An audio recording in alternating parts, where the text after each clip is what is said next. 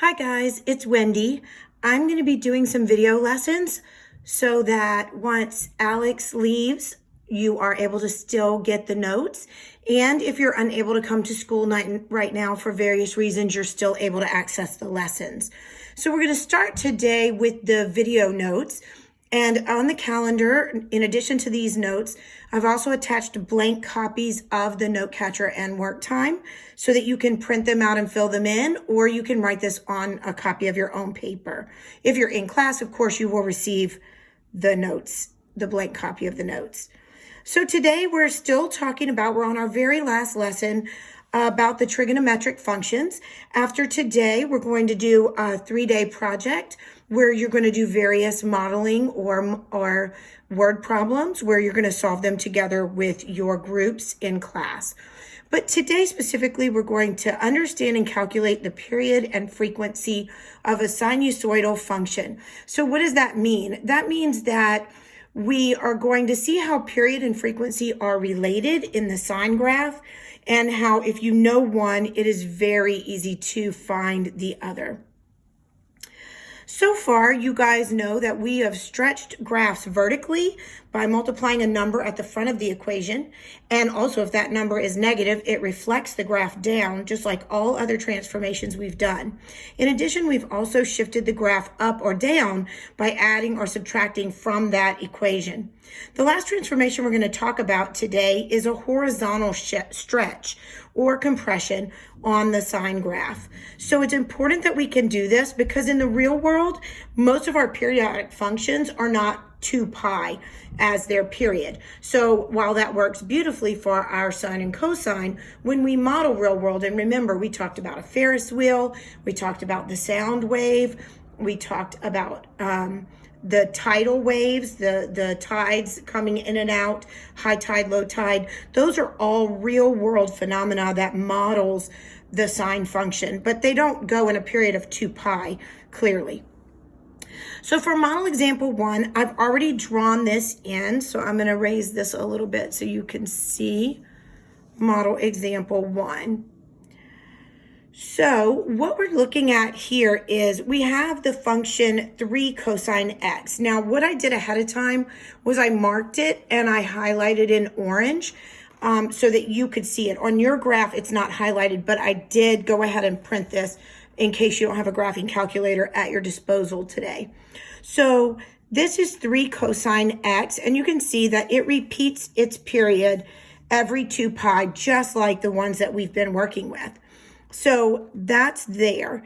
And then now we have, it wants us to graph 3 cosine 2x.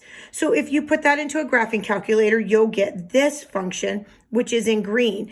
And you'll notice that it's the frequency, it seems to be happening much more often. So if you ask yourself, how many full periods can I get into that 2 pi, where our original function was just the 1, now you can see that we get 1, 2. So we actually get 2 full cycles or periods within a 2 pi range whenever we double our x right there. And then next, it wants us to calculate the 1/2 pi, 3 cosine 1/2 pi. 1/2 of x. So now we're taking half of it. And if you notice up here, this blue one, that's this really big bell curve looking shape. Now when you look at it, and I only want to know what's happening in 2 pi, now I am only getting half of a cycle because I'm needing all 4 pi to get the entire cycle to fit. So you'll notice that when it was a regular old x, we fit 1 full cycle inside of 2 pi.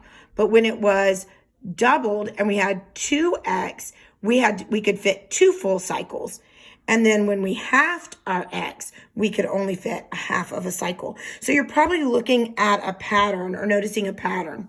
So just to talk about it a little bit, the period of the function is really, really important. So it's defined as the minimum horizontal shift needed for the function to repeat its pattern. So the period is just, we talked about this already in class, but it is how long it takes for the function to begin to repeat itself. The basic sinusoidal graph period is always 2 pi.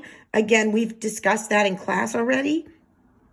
And so this is just an actual function. And the only thing that you're seeing new is the letter B, because we've done A and we've already worked with C. And today we're introducing B. And remember, B is the coefficient that stands for frequency. All right. So we're going to go to model example 2. And we are going to look at the function that we just did on that previous graph. So we're still referring to the graph that you just saw and you should have on your paper in front of you. And so we want to look at what happened. So these are just the same graphs. Remember, the period was 1. Here, the period was, there were 2 of them inside of the 2 pi distance. And here we can only fit half of a graph in 2 pi. So if you notice, that is the frequency. So the number in front of x is your frequency. So 1, 2, and 1/2. So that's, now we want to talk about the period. Now, the period, remember, we were able to fit one complete graph inside of 2 pi. So it was 2 pi. Here we were able to fit 2. But if you look back over your graph, when we had just 1, it took us from here to here, and that's just 1 pi because we were able to fit 2 complete cycles in 2 pi, so we could fit 1 cycle inside of 1 pi right there. And finally, we have the half where the frequency was 1/2, and we're asking you for the period. And again, here, it took all 4 pi from -2 to 0 and 0 to 2 pi. So it took the entire section of 4 pi in order to be able to complete that graph. Okay. So now we should be even more noticing this pattern. So we can see that the frequency and period are inversely related. As one of them increases, the other decreases. So you'll know when I double my frequency, then I halved my period. When I halved my frequency, I doubled the period.